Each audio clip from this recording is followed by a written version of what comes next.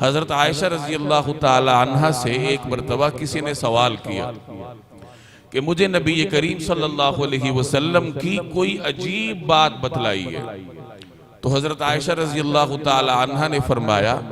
کہ رسول اللہ صلی اللہ علیہ وسلم کی تو ہر بات ہی عجیب ہوا کرتی تھی،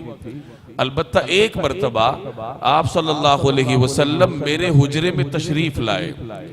کچھ دیر لیٹے آپ، اور پھر مجھ سے مخاطب ہو کے ارشاد فرمایا کہ مجھے چھوڑو کہ میں اپنے رب کی عبادت کروں،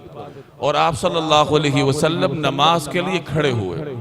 اور نماز میں کھڑے ہو کر دیر تک روتے رہے،